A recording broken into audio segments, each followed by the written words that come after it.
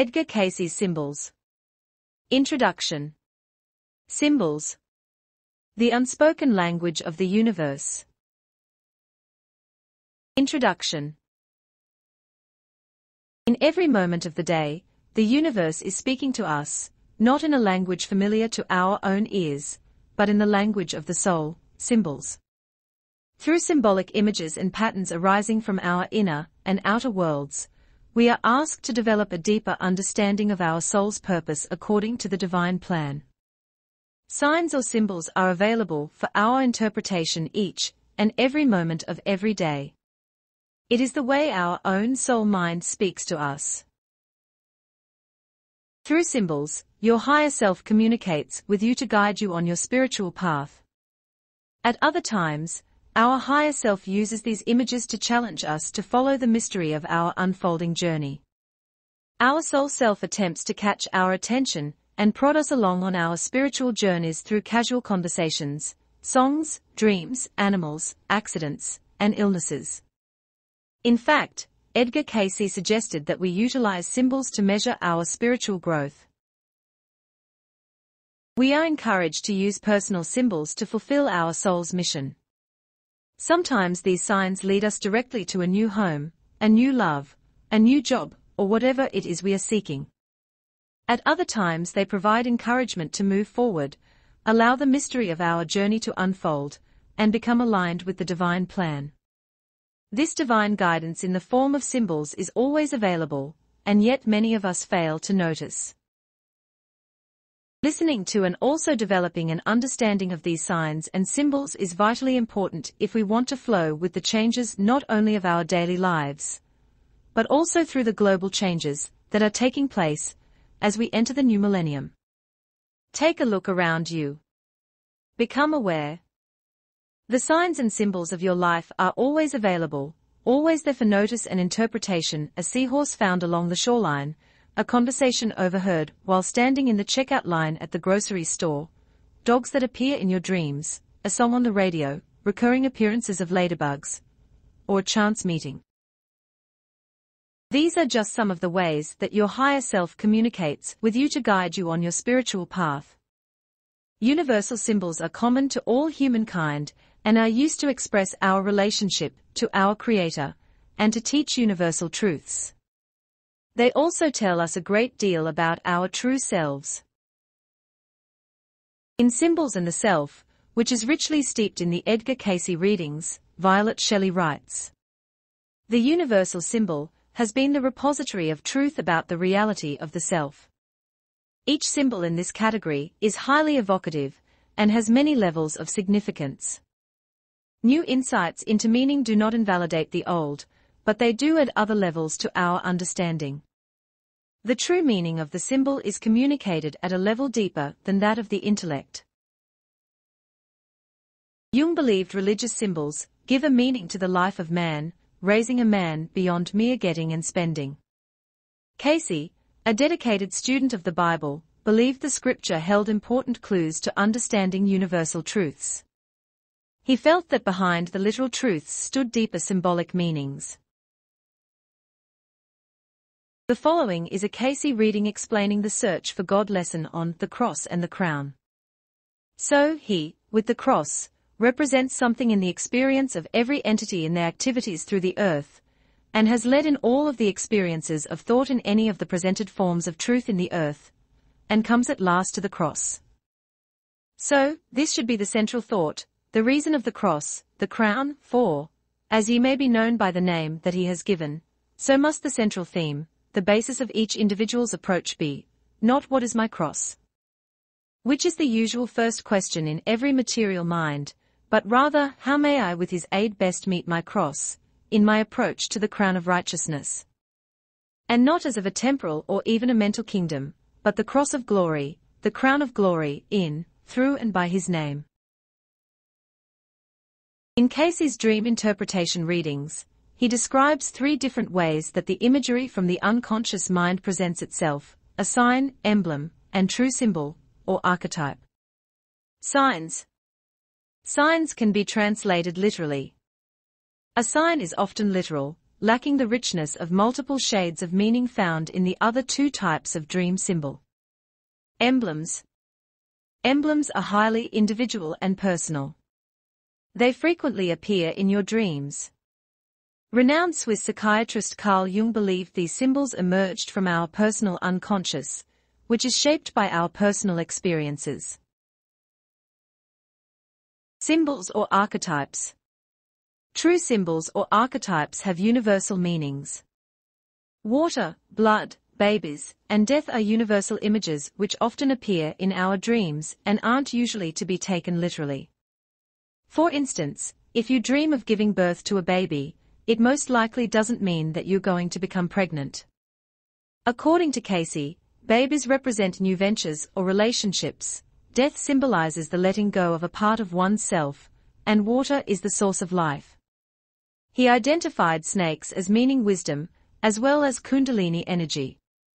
Animals and wild birds typically portray archetypal symbols of transcendence. Jung believed archetypes, or symbols, can be likened to instinct. Man's unconscious archetypal images are as instinctive as the ability of geese to migrate. In formation, what we properly call instincts are physiological urges, and are perceived by the senses, he says. They also manifest themselves in fantasies, and often reveal their presence only by symbolic images, what I call the archetypes. They are without known origin, and they reproduce themselves in any time, or in any part of the world. He also refers to them as natural symbols, which can be traced back to ideas and images of ancient and primitive societies. Archetypal images tell a journey of self-discovery that is absolutely unique to each individual, while the core truths to be discovered are the same regardless of race, gender, class, or religious upbringing. Scriptures, myths, and fairy tales are filled with archetypal symbols. They are stories of humankind's origin and destiny, representing our struggle to find our way back to the source. Shelley refers to the story of the prodigal son, the epic of the wanderings of Ulysses, the numerous tales of pilgrims, and of deposed princes struggling to regain their rightful kingdoms. Each symbolic tale is variously embellished with other symbols which, though they seemingly refer to the outer world, are actually reflective of man's inner nature. Mountaintops, for instance, may well symbolize heightened consciousness. The rocky road up the mountain, the dangers and difficulties faced by the pilgrim, represent the obstacles in our own spiritual journey. Finding the similarities between the outer object and the inner meaning is the key to unlocking the message. And these meanings are limited only by our imaginations. The more meaning we can evoke from a symbol, the more powerful it becomes. This is not a process of our intellect. Rather, the meanings seep into our consciousness from the inner dialogues with our soul minds. Exercise. Spend the next few days looking for the symbolic power in your daily life. Do you see symbols being used in advertisements?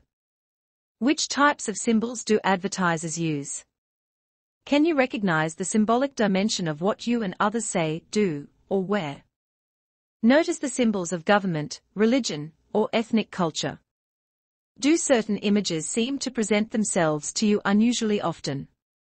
How do you respond to these symbols?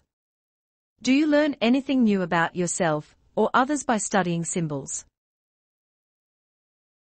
Symbols. The unspoken language of the universe. The Cayce readings identify two ways of measuring your spiritual growth. Direct experience. One is through direct experience, to what degree you experience peace, joy, and purposefulness both within yourself and in your relationships with others. These fruits of the Spirit, as they might be called, are the direct result of positive spiritual growth. They indicate that you have set a high spiritual ideal and are working in a disciplined way toward it. This isn't to say that life won't continue to have difficulties and challenges. But even these situations begin to feel more like opportunities. A challenge in life becomes an opportunity to apply spiritual insights and learn from the experience. Symbolic language. Cayce also says interpreting symbols is a way of measuring your spiritual growth. These symbols appear to you through communication with your own deeper consciousness. For example, every night when you dream, you are in contact with yourself that knows both your history and your potential as a spiritual being. This consciousness also engages you when you are awake, in meditation, or in moments of inspiration. But this deeper, wiser aspect of yourself speaks to you in the language of symbols, which is quite different than the spoken or written word. If you are to benefit fully from the wisdom and insight which this level of your being can offer, you too need to learn this language. You need to grasp the reality in which this language is rooted, the reality of myth and dream. This spiritual reality is your true reality, which is your true home. With these two sources of spiritual guidance, direct experience and symbolic language, you can develop an ongoing dialogue with your soul. Unfortunately, the language of symbols isn't well known to most of us these days. Our ancestors, however, had a deep understanding of the use of symbols and myth and utilized them in their daily lives. They used symbols and rituals to address the mysteries of birth, death, and daily nourishment. Some of these symbols that have been found by archaeologists include Paleolithic cave paintings and small female figurines dating back to 30,000 BC. These seem to be objects of worship symbolizing deities or spirits connected with the people's way of life. Symbolic paintings, sculptures, even types of dress, all are expressions of symbolic meaning. The Egyptian ankh is a sign of eternal life and spiritual wisdom. The Eye of Horus symbolizes the eye of God.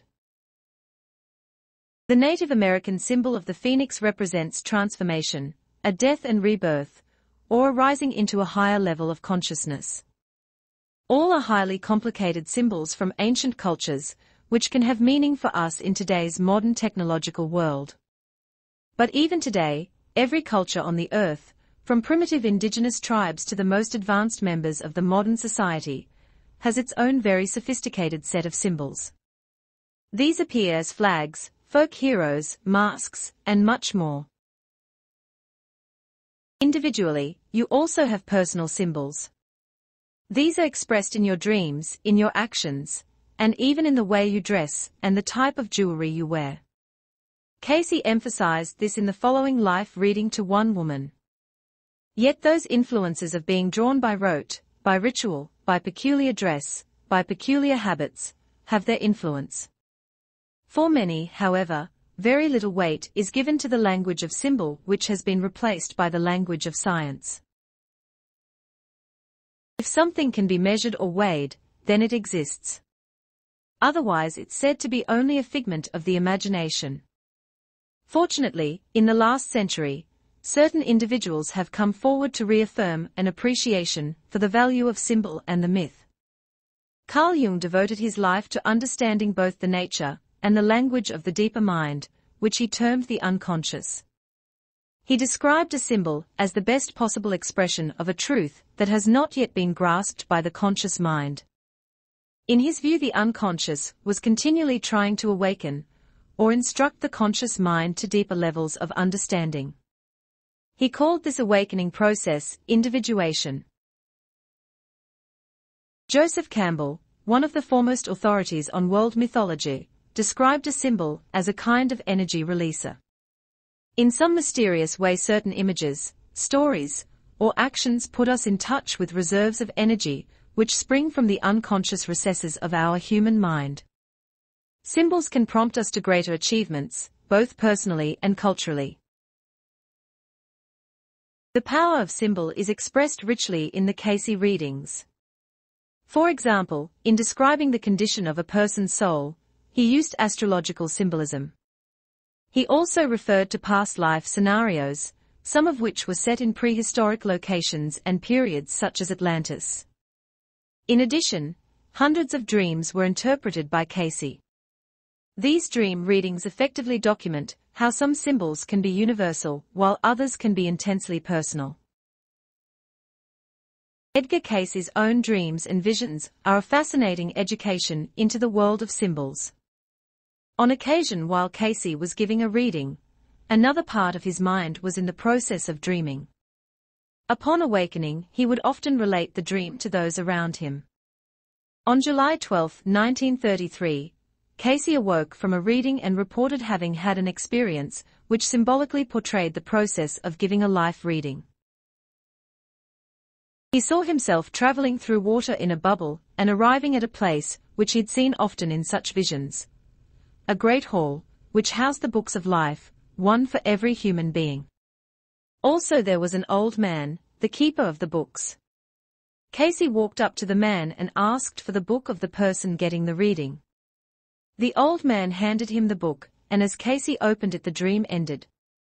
A few months later, during a question and answer reading, the entranced Cayce was asked to interpret the dream he'd experienced in July. The answer was an intriguing discourse on the nature and purpose of symbols. What is the significance of the experience had during reading 373-2, in which Edgar Cayce saw himself traveling through water in a bubble and arriving at the place where he always gets the information, the old man with the books. To bring from one realm to another those experiences through which an entity, a soul, may pass in obtaining those reflections that are necessary for transmission of the information sought, it becomes necessary, for the understanding of those in that realm seeking, to have that which is to the mental being put in the language of that being, as near as it is possible to do justice to the subject. In this particular instance, then, to reach that record suggested by the suggestion itself, as of coming into existence across waters, the very thought of those present, that it becomes necessary that that which is to receive or transmit the information must seek, as indicated by the manner in which periods, ages, dates, years, days are turned back, in arriving at the experience of the entity in a changed environment, meant that the psychic influences in their activity with or through the physical forces of the body must in some manner pass through the necessary elements for arriving at or reaching the beginning or that point. With the amount of water that is more often thought than of ether, what more befitting than that in the bubble the seeking forces should guide themselves? Then, so becomes much that arrives in the material plane, in the form of pictures or expressions, that there may be the conveying to the mind of the seeker something in his own type of experience, as to how the transmission of the activity takes place. Of what forces? The psychic or soul forces, that are akin to what? The creative forces, or that called God. So, the body in a symbolized form as the bubble arrives at a place in which there is kept the records of all, as signified in speaking of the book of life, or to indicate or symbolize that each entity, each soul in its growth, may find its way back to the creative influences that are promised in and through him that gives, and is life, and finds this as a separate, a definite, an integral part of the very soul. Hence symbolized as being in books, and the man the keeper, as the keeper of the records. Much in the manner as would be said the Lord of the storm, of the sea, of the lightning, of the light, of the day, of love, of hope, of faith, of charity, of long-suffering, of brotherly love, of kindness, of meekness, of humbleness, of self. So, in the materialization for the concept of those that seek to know, to be enlightened. To the world, long has there been sought that as in books. To many the question naturally arises, then. Are there literally books? To a mind that thinks books, literally books. As it would be for the mind that in its passage from the material plane into rest would require Elysian fields with birds, with flowers, it must find the materialized form of that portion of the Maker, in that realm wherein that entity, that soul, would enjoy such in that sphere of activity. As houses built in wood. Wood, in its essence, as given, is what? Books, in their essence, are what? What is the more real, the book with its printed pages, its gilt edges, or the essence of that told of in the book? The first paragraph of Cayce's answer says, in essence, that experiences in the spiritual realm need to be couched in images or metaphors that make sense to material consciousness. In other words, the images were symbolic. The second paragraph interprets, in rather convoluted language, the symbolism of the water and the bubble.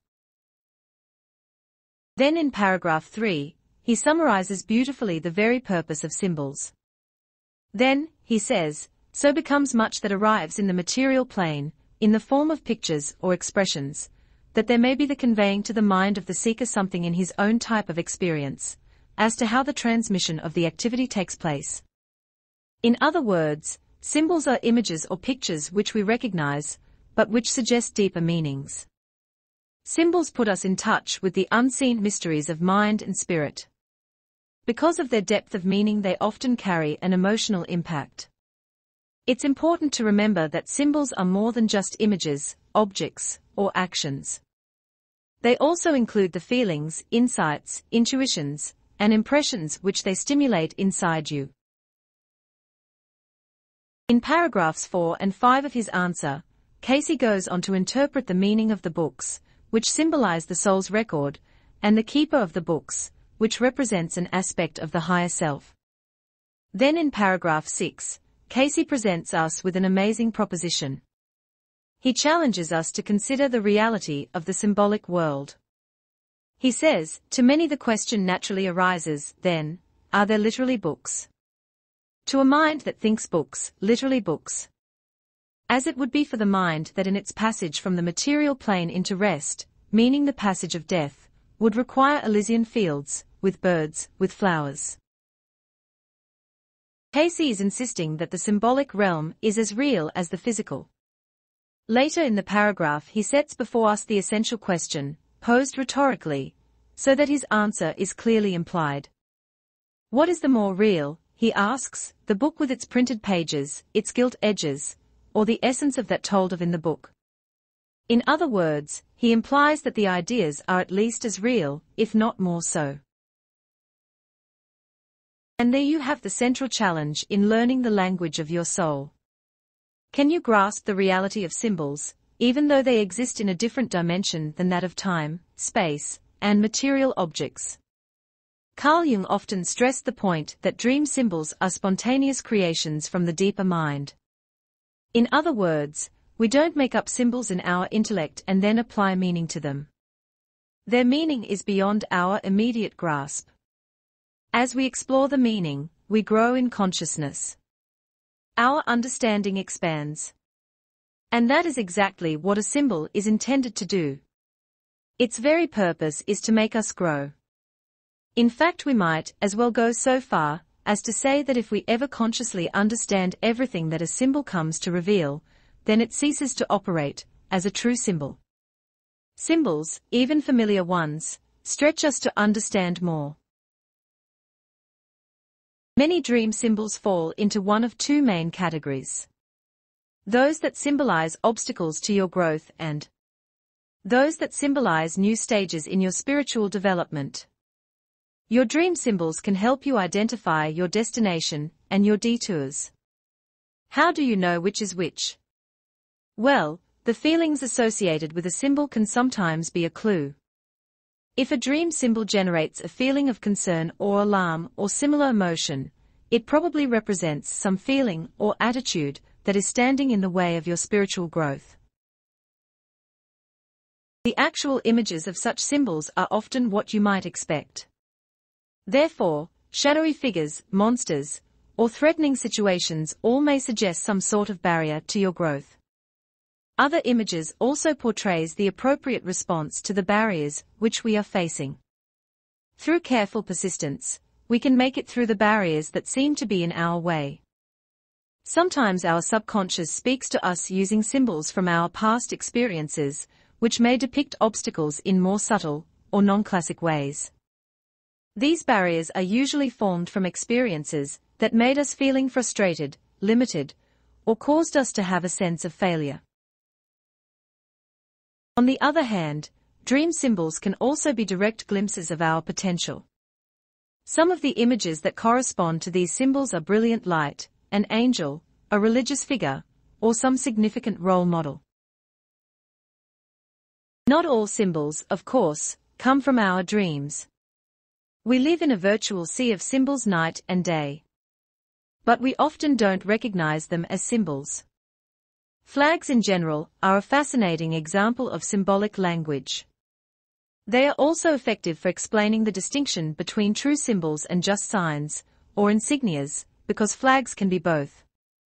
Jung refers to flags as cultural symbols, which are often used in religions to express eternal truths. They have gone through many transformations and even a long process of more or less conscious development, and have thus become collective images accepted by civilized societies, he says. One is aware that they can evoke a deep emotional response in some individuals, and this psychic charge makes them function in much the same way as prejudices. The stars and stripes symbolizes the United States. The flag of the hammer and sickle used to represent the Soviet Union. The Union Jack brings about thoughts of Britain. However, if these emblems take on wider circles of meaning for a person, they can become symbolic. The meanings of the symbols are like ripples in a pond. They are constantly expanding outward. For many people, the flag of the stars and stripes means much more than just a label. It may symbolize home and family, freedom and fair play, mum and apple pie. To a patriotic Russian, the hammer and sickle may have represented social comradeship, equality, and the motherland all at the same time. It's our association with emblems that make them symbolic. To one person, a cigar may mean an obnoxious annoyance. To another, it may mean joy, satisfaction, and contentment. By itself, a cigar is just a cigar. It becomes symbolic when it's associated with other thoughts and experiences that expand into the unconscious. This is suggested in the following reading for a 65-year-old man, a psychologist and brain specialist. In the emblematical, the entity is ever the torchbearer, and this should be as an emblem to remind the self of the needs of purity and of life, that the truth itself may be the more readily grasped by those who seek. For instance, we're taught that a red octagon on a post at an intersection means stop. But a stop sign only means stop, because we associate the shape and the word with that command. Again, it's our peculiar power to attribute meanings to images that creates a stop sign, or any sign or language itself, for that matter. For language is nothing more than an attachment of meaning to sounds and visual designs. However, symbols differ from signs in one important way. There is no mystery to a sign. A stop sign means stop, and that's the end of it. A stop sign doesn't draw you toward a deeper understanding of something. A symbol, on the other hand, always means more than you can put your finger on. Its field of meaning is constantly expanding. The more you ponder a symbol, the more it means to you. As you contemplate a symbol, it generates a growth of consciousness. According to Joseph Campbell, a symbol performs two simultaneous functions.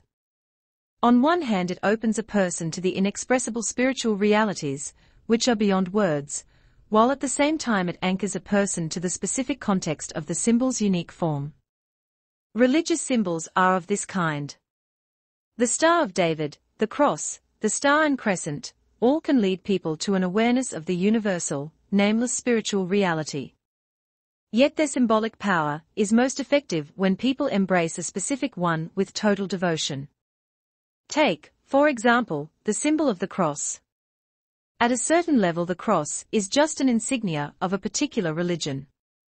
But at the same time, it can be symbolic of all of the mystery and passion of the universal spiritual experience. Over the years, the cross has carried extraordinary symbolic power, but mostly for those who embraced it with singular devotion. This Cayce reading states just one example of the meaning of the cross. What is the meaning of the cross? The Christ. Religious symbols can have phenomenal power, which can be channeled either creatively or destructively. The best way to keep symbols working positively is to recognize them as symbols. Look through the symbol and identify to some extent what it represents to you. Of course, no symbol can be fully explained. If it can, it's not really a symbol. But you can think of a symbol as a stained glass window. It shapes and colors the light of ideals. Yet it's the light, and not the pattern, that is the greatest value. There are many other symbols that populate our world. While few of them reach the depths of religious symbols, they do carry mental, emotional, and spiritual associations. In a certain sense, any aspect of life can be symbolic if the unconscious mind makes it so. Things and events become symbolic when deeper and wider meanings apply to them. For example, what is a new car? Is it a piece of machinery used to transport people and goods from place to place? Or is it a symbol of success, self-esteem, and sex appeal? Clothing, hairstyles, jewelry all possess a symbolic potential, as do names. Here Cayce explains the importance of names to the Glad Helpers Healing Prayer Group. There is a name to each soul. For he hath called his own by name. Was one named John by chance? Was one named Joe or Llewellyn by chance? No, they are relative. But these carry then the vibrations of same, and in the end the name is the sum total of what the soul entity in all of its vibratory forces has borne toward the creative force itself. We use name changes, new hairstyles, and even new styles of clothing to symbolize important changes in our lives. We incorporate them into rituals, which are themselves symbolic actions. The Cayce readings demonstrated a deep understanding of the practical use of symbols. They often recommended symbols of one kind or another to help an individual toward greater spiritual development. Occasionally Cayce advised an individual to change his or her name, a new name symbolizing a new state of consciousness. The body would do well to change its name, from Carl to Michael, and then start over again, and do more lecturing and living up to that. Sometimes the readings advised individuals to wear stones of different color and composition. Some of these readings alluded to a physical vibration of the stone, but most often Cayce said it was the meaning of the stone that carried symbolic power. Here are two examples, the first for a young man, age 19, and the second for a female, age 45. As to the material inclinations, we find things that become what might be termed as omens. Not that these should be merely considered as good luck stones that the entity should wear about self often, or most always, but the lapis licorius would bring much that will act in that manner, as would be termed a protective influence, if kept about the entity. Hence we find these as those things that should be in the form of omens about the body, not as good luck charms, but they may be termed so by many, for these are from those activities and suggestions that will make for variations in the vibrations about the entity, hence bringing much more of harmony into the experience of the entity in the present activity. The very red stones, as of coral, that is rather of the deep sea variety, and when this is worn about the neck, or about the waist, or upon the arm, let it rest upon the flesh, for it will bring quiet to the body. Other people were advised to carry or wear certain religious symbols, sometimes Christian, sometimes Jewish, sometimes ancient Egyptian. People were told that such symbols would help awaken their spiritual awareness. Which symbol depended on the meaning it conveyed to the individual soul. The following reading was given to a 54-year-old housewife. A Maltese cross of teakwood should be worn by the entity at all times, next to the skin, about the neck or waist. It will be seen from experiences in the material plane, as well as the symbols from same, that this would have a helpful influence by creating a vibration. Not that it would within itself have an influence, but the associations of same would become as helpful influences, just as that you think gradually grows to become you, as you digest its influence or force. Symbols affect our consciousness whether we are aware of them or not. So it's wise to become aware of the symbols that surround our daily lives and visit us in our dreams. Now let us take a few moments to reflect upon some of your personal symbols. Think about your wardrobe. What does it say about you as a person? Your hairstyle. Have you changed it at any significant junctures in your life? Your jewelry. Is there any particular piece of jewelry that has some significance for you?